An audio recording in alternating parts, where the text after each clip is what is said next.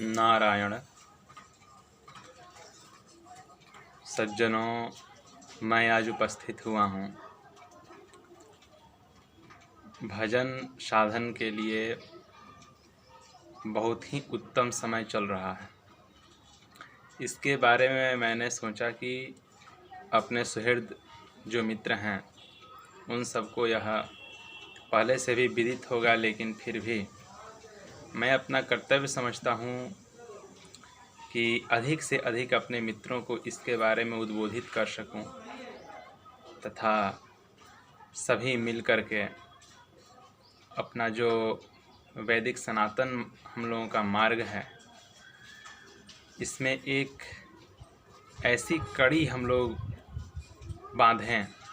तपस्या, जो समष्टि तपस्या है, वह बहुत बड़ा प्रभाव डालेगी और सभी मिल कर के अगर अपने आप को सामर्थ्यवान बनाएंगे, अवश्य ही अपने राष्ट्र की उन्नति में हेतु बनेंगे।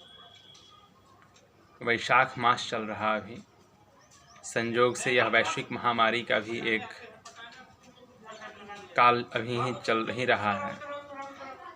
तो इन दिनों दो कारणों से, एक तो आत्मोत्थान के हेतु तथा दूसरे जन कल्याण के हेतु, जब वातावरण में बहुत ही ज़्यादा दूषण आ जाता है, महामारी क्या है, भगवती पराम्बा जगत जननी का, प्रकृति मूल प्रकृति देवी का यह कुपित रूप है,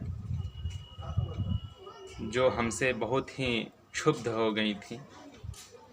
हमारे प्रातस्मरणीय पूज्य गुरुदेव, वर्तमान पूरी पीठाधीश्वर श्रीमद् जगत गुरु शंकराचार्य महाभागवर्य कितने वर्षों से कहते आ रहे थे कि सभी संभलिए, पंच तत्वों को क्षुब्ध कुपित होने से बचाएं। लेकिन यहाँ पर तो किसी के कान में जू नहीं रेंगता था, अभी भी नहीं रेंगता, क्योंकि गीता में जब तमोगुण का जो लक्षण बताया गया है वह प्रायः पूरे विश्व में छा गया है। भारत के लोग इतने पाश्चात्य सभ्यता के व्यामोह में पड़े हुए हैं कि उनके अभी भी चेतना नहीं है। तो इसलिए प्रकृति, ये जो महामारी का जो स्वरूप उपस्थित हुआ है, वह निश्चय ही हमारा प्रमाद का ही दूसरा स्वरूप है। उसी प्रमाद के ही कारण इस तरह का आपत्ति हम लोगों के सामने उपस्थित हुआ है। प्रकृति जब देखती है कि जीव नहीं मानता, वह हमें क्षुब्ध कुपित करते जा रहा है, तब वह अपने आप अपने संभलने का मार्ग स्वयं ढूंढ लेती हैं। बहुत सारे उदाहरण हमारे सामने आते हैं, उसी में से यह भी एक है।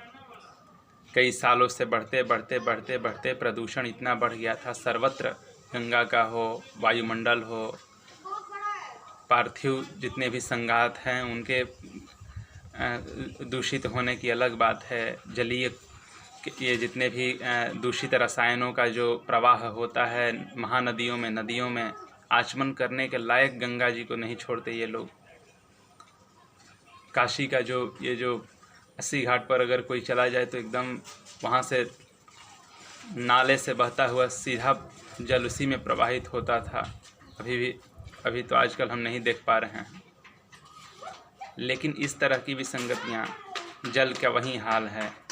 वायु में जो ये सब इतने कल कारखाने और महायंत्र, ये सब जितने भी सब हैं संसाधन, इन सब के कारण ऑक्सीजन का वायु ही तत्व है।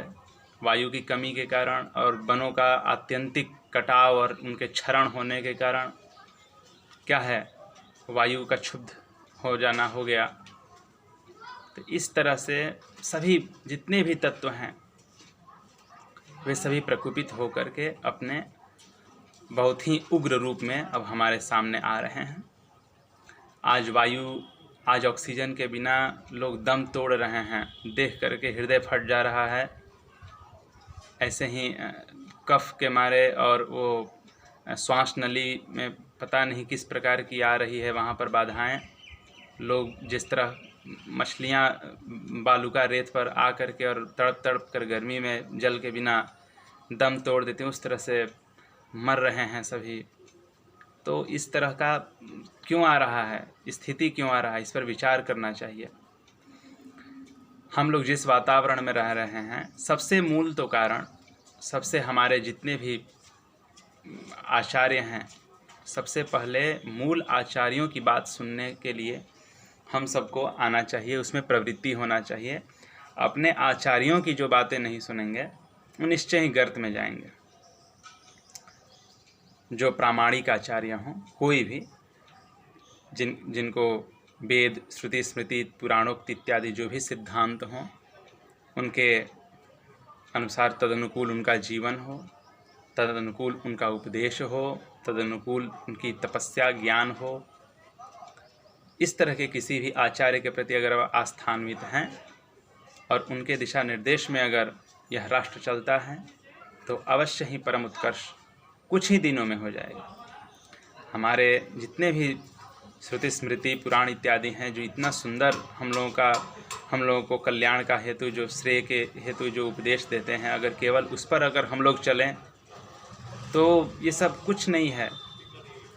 आज हमारे पास पर्याप्त ऑक्सीजन तभी होता जब पर्याप्त मात्रा में बटवृक्ष होते, अश्वत्थ वृक्ष, पीपल वृक्ष होते, ये सब जितने भी देव वृक्ष हैं, तुलसी हैं, अन्य जितने भी वनस्पति हैं, औषधि हैं, ये सब का हमारे भारत भूमि में जितना बड़ा योगदान पुराणों ने इनका रखा है, दिया है पहले से ही।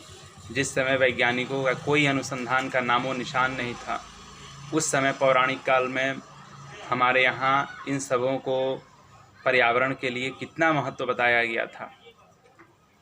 एक वृक्ष को दशपुत्र समाह वृक्षा, इस तरह करके कहा गया है तो स्कंद पुराण आदि में। तो ये सब महात्म्य क्यों दिया गया था? वहाँ पर आयुर्बलम यशो वर्चः प्रजा पशु शून्य च ब्रह्म प्रज्ञां च मेधां च त्वमेव देहि वनस्पति इत्यादि जो श्लोक हैं, क्यों थे? पूरा ये सब इसीलिए थे क्योंकि इनका वैज्ञानिक, दार्शनिक और व्यवहारिक सभी प्रकार के लाभों को हमारे पूर्वज जानते थे, उसमें आस्थान्वित थे।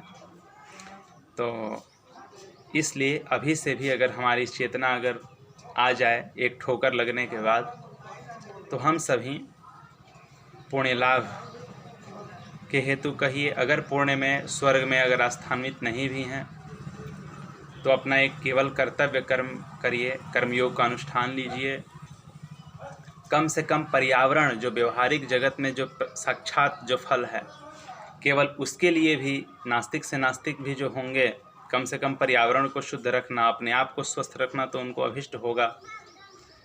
वे कम से कम जहाँ भी जगह हो, मार्ग के किनारे हो गया या ऐसा कोई स्थान भूमि हो गया, श्मशान भूमि हो गया, या जहाँ भी जगह हो, वृक्ष कितने जगह छेंकते हैं और कितना उनसे लाभ होता है, ये भी तो देखने की बात है। पहले प्राचीन समयों में हम लोग गांव में कितना सुंदर बहुत बड़े बड़े बरगद वट वृक्ष जो होते थे, उनके नीचे हम लोग बैठते थे, कितना शीतल छाया होता था। वैज्ञानिक महत्व है। श्लोक में कहा गया है, कूपोदकम पटच्छाया स्त्रीणाम स्तनद्वयम शीतकाले भवेद उष्णम उष्णकाले तो शीतलम। इन सब की वैज्ञानिक महत्ता है कि जो कुआं का जो पानी होता है, कूपोदक, वह जो होता है वह शीतकाल में उष्ण होता है और उष्ण काल में शीत होता है। यानी चापाकल, आज उसका जो विकल्प निकालते हैं, चापाकल तो बहुत हानिकारक इसलिए है क्योंकि उसमें पानी का संरक्षण नहीं होता। एक बार जल वर्षा जो होता है, कुआं ही है, बावलियां हैं, तालाब जो हैं, उन्हीं में क्या होता है, जल का संरक्षण भी होता है। आज इन सब का प्रायः लोप हो जा रहा है, प्रायः लोप होता जा रहा है। यह हमारे लिए बहुत हानिकारक है। जल नीचे जो जल स्तर है वो कम होता जा रहा है, इस पर ध्यान देने की आवश्यकता है। मैं सूत्रात्मक शैली में ही बहुत विस्तृत नहीं कर रहा हूँ, समय समय पर आप लोगों के सामने इसको भी विशद करने का अवसर मिलेगा तो किया जाएगा। लेकिन तात्पर्य है कि अपने वैदिक सनातन मान बिंदुओं का संरक्षण करने के पश्चात ही व्यक्ति अपने श्रेय और प्रेय दोनों को प्राप्त करने में समर्थ होगा।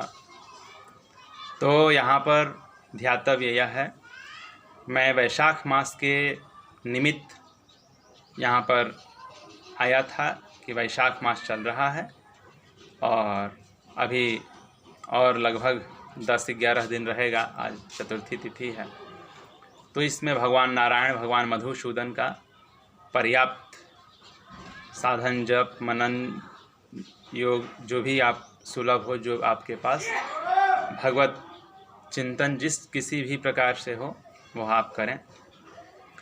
फिर आगे हम लोग मिलते हैं तो और भी इसमें जो विषय होना चाहिए हम लोग इसको बनाएंगे।